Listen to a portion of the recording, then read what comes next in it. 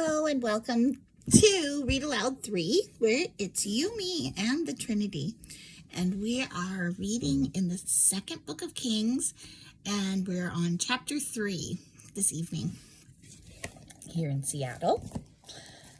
Let's see, we are reading the subtitle, War Between Israel and Moab. Ahab's son, Joram, began to rule over Israel in the 18th year of King Jehoshaphat's reign in Judah. He reigned in Samaria 12 years. And there's a reference in 2 Kings 1:17, where we've already read. He did what was evil in the Lord's sight, but not to the same extent as his father and mother. He at least tore down the sacred pillar of Baal that his father had set up. Nevertheless, he continued in the sins that Jeroboam, son of Nebat, had committed and led the people of Israel to commit. King Mesha of Moab was a sheep breeder. He used to pay the king of Israel an annual tribute of 100,000 lambs and the wool of 100,000 rams. But after Ahab's death, the king of Moab rebelled against the king of Israel. So King Joram promptly mustered the army of Israel and marched from Samaria. And there's another cross-reference to Moab rebelling against the king of Israel, and that's in 2 Kings 1:1, where we've already read as well. It's like, I just can't seem to not comment on the references at times. Now I'm skipping over the ones that are like, oh, you know, a different spelling in the Hebrew about the names or something. But now I notice the cross references have a cross, and my eye just automatically wants to stop. Okay, and read that. So on to verse 7. On the way, he sent this message to King Jehoshaphat of Judah. The king of Moab has rebelled against me. Will you join me in battle against him? And Jehoshaphat replied, why, of course. You and I are as one. I read this chapter. I was pretty sure that I'd only posted a video of 2 Kings chapters 1 and 2. So, but I recognized, it took me a while, didn't I? Didn't it? I mean, it took me into, 8 verses or so to realize. I remember when he said, we will fight as one, and I made a comment about that. That stood out to me. I'm sorry. I could just start this over, but if you have not seen or heard chapter 3, it will be posted. Let's fast forward to where we're actually at, and that is chapter 4 of 2 Kings. It starts with the subtitle, Elisha helps a poor widow. Why does this sound familiar? Well, I mean, I have read this before through, but I felt like I had just read that. Remember where the woman helps him with her last...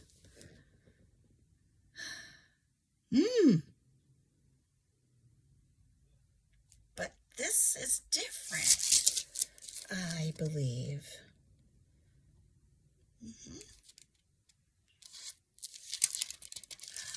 Okay, I'm sure I haven't read 2 Kings chapter 4, so it's reminiscent of another story that we just read. Okay, one day the widow of a member of the group of prophets came to Elisha and cried out, my husband who served you is dead, and you know how he feared the Lord. But now a creditor has come threatening to take my 2 sons as slaves. What can I do to help you? Elisha asked. Tell me, what do you have in the house? Nothing at all, except a flask of oil, she replied. And Elisha said, Borrow as many empty jars as you can from your neighbors, from your friends and neighbors. Then go into your house with your sons and shut the door behind you. Pour olive oil from your flask into the jars, setting each one aside when it is filled." So she did as she was told. Her sons kept bringing jars to her. Very cooperative neighbors. And she filled one after another. Soon, every container was full to the brim. Amazing. Miraculous. "Bring me another jar," she said to one of her sons. "There aren't any more," he told her, and then the olive oil stopped flowing. It was enough for what they had to fill. Pretty cool. Okay, when she told the man of God what had happened, he said to her, "Now sell the olive oil and pay your debts, and you and your sons can live on what is left over." Sounds like a plan. Of course, I need that to be a word from God. Okay, next subtitle, Elisha and the woman from Shunem. One day, Elisha went to the town of Shunem. A wealthy woman lived there, and she urged him to come to her for a meal. After that, whenever he passed that way, he would stop there for something to eat. Makes sense. She said to her husband, "I am sure this man who stops in from time to time is a holy man of God.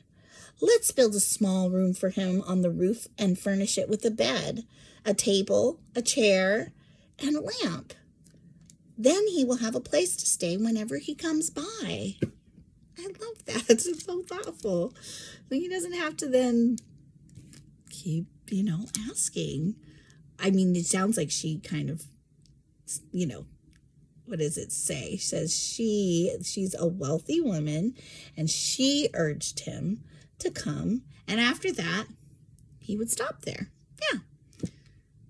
And it sounds like she was always, hospitable, but there's always a difference, right? You have some place that is yours to go is different than, just dropping by. Hope it's okay. Hope the time is right, So that just was kind of a really nice thought. And something to do since she had the means. All right. One day, Elisha returned to Shunem, and he went up to this upper room to rest. He said to his servant Gehazi, "Tell the woman from Shunem I want to speak to her." When she appeared, Elisha said to Gehazi, "Tell her we appreciate the kind concern you have shown us. What can we do for you? Can we put in a good word for you to the king or to the commander of the army?" "No," she replied. "My family takes good care of me." I love that.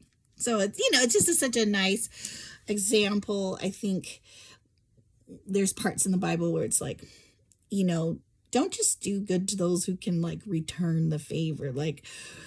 God asks us to do good to those who can't, and to strangers. So I just love that.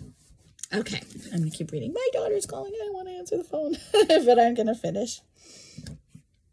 Okay. And then it says, tell her no, my family takes good care of me, which is also neat to hear. Later, Elisha asked Gehazi, "What can we do for her?" Gehazi replied, "She doesn't have a son, and her husband is an old man." So she has family, but not really close, like those types of people who would just take care, be able to take care of her and, just all together like a husband. Okay, call her back again, Elisha told him. When the woman returned, Elisha said to her as she stood in the doorway, "Next year at this time, you will be holding a son in your arms." "No, my lord," she cried. "Oh, man of God, don't deceive me and get my hopes up like that." Okay, I wasn't sure what kind of no that was. But sure enough, the woman soon became pregnant. And at that time, the following year, she had a son, just as Elisha had said. One day, when her child was older, he went out to help his father, who was working with the harvesters. Suddenly, he cried out, "My head hurts. My head hurts." His father said to one of the servants, "Carry him home to his mother." So the servant took him home, and his mother held him on her lap. But around noontime, he died. Why? It was a blessing that she was given, and then that she didn't expect. She carried him up and laid him on the bed of the man of God, then shut the door and left him there. She sent a message to her husband, "Send one of the servants and a donkey so I can hurry to the man of God and come right back." "Why go today?" he asked. "It is neither a new moon festival nor a Sabbath." But she said, "It will be all right." So she saddled the donkey and said to the servant, "Hurry, don't slow down unless I tell you to." As she approached the man of God at Mount Carmel, Elisha saw her in the distance. He said to Gehazi, "Look, the woman from Shunem is coming. Run out to meet her and ask her, 'And is everything all right with you, your husband, and your child?'" "Yes," the woman told Gehazi, "everything is fine." Wow. But when she came to the man of God at the mountain, she fell to the ground before him and caught hold of his feet. Gehazi began to push her away, but the man of God said, "Leave her alone. She is deeply troubled, but the Lord has not told me what it is." Then she said, "Did I ask you for a son, my Lord? And didn't I say, 'Don't deceive me and get my hopes up'?" Then Elisha said to Gehazi, "Get ready to travel. Take my staff and go. Don't talk to anyone along the way. Go quickly and lay the staff on the child's face." But the boy's mother said, "As surely as the Lord lives, and you yourself live, I won't go home unless you go with me." She wants him to go. So Elisha returned with her. Gehazi hurried on ahead and laid the staff on the child's face, but nothing happened. Interesting. There was no sign of life. He returned to meet Elisha and told him, "The child is still dead." When Elisha arrived, the child was indeed dead, lying there on the prophet's bed. He went in alone and shut the door behind him and prayed to the Lord. Then he lay down on the child's body, placing his mouth on the child's mouth, his eyes on the child's eyes, and his hands on the child's hands. And as he stretched out on him, the child's body began to grow warm again. Elisha got up, walked back and forth across the room once, and then stretched himself out again on the child. This time, the boy sneezed 7 times and opened his eyes. Then Elisha summoned Gehazi. "Call the child's mother," he said. And when she came in, Elisha said, "Here, take your son." She fell at his feet and bowed before him, overwhelmed with gratitude. Then she took her son in her arms and carried him downstairs. And there is a cross-reference to this scripture in this story in Hebrews 11:35. The next subtitle says "Miracles During a Famine." That was an incredible story that it's interesting. I think it shows kind of like, I don't think that I know that she knew it was God and that he was serving the Lord, Elisha, right? But he had also developed quite a relationship with her. She made this room for him. He really wanted to do something for her. She said she was fine, and I don't know. I guess what rang through in that story to me was that he was this man of God, who she knew was serving God, and that's why she did this for him, for one. She had it to give, and she also knew that she was, that was in service to the Lord. And she's like, I'm not going to go without you, And it just kind of is reminiscent to me, even though it was like he hears from God, and he told his servant Gehazi to go. So like, why didn't that work, But I think that the Lord kind of honored that she wanted him to be the one that was there with her through this really traumatic thing that she was experiencing. And like, no greater love than someone to lay down their life. It's not like he died in her place, but he literally laid on him to allow God's, miracle to happen. He returned with her at her request, and that is what, God used to bring the life back. So, and I thought that was very beautiful. Miracles change during a famine. Elisha now returned to Gilgal, and there was a famine in the land. One day, as the group of prophets was seated before him, he said to his servant, "Put a large pot on the fire and make some stew for the rest of the group." One of the young men went out into the field to gather herbs and came back with a pocketful of wild gourds. He shredded them and put them into the pot without realizing they were poisonous. Some of the stew was served to the men, but after they had eaten a bite or two, they cried out, "Man of God, there's poison in this stew." So they would not eat it. Elisha said, "Bring me some flour." Then he threw it into the pot and said, "Now it's all right. Go ahead and eat it." And then it did not harm them. There's a lot of trust in that their relationship with him as well. One day, a man from Baal Shalisha brought the man of God a sack of fresh grain and 20 loaves of barley bread made from the first grain of his harvest.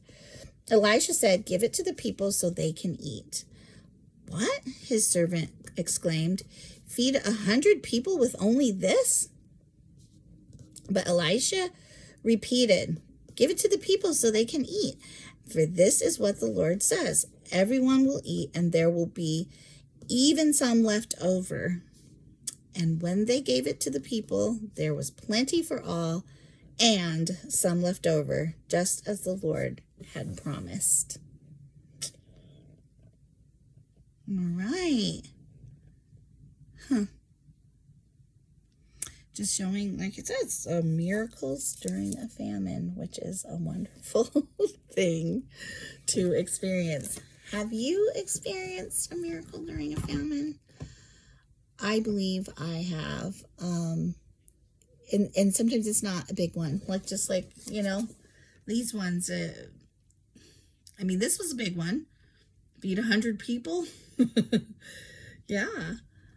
But sometimes it's the circumstances, like what is needed. It's just as big as what is needed, right?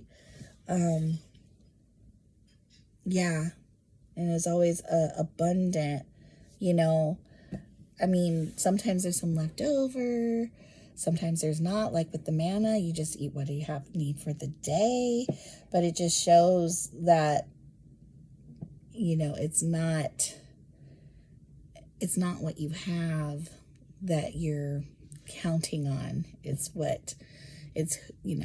who you serve that you can count on, and he will supply however he deems is a good thing for that situation.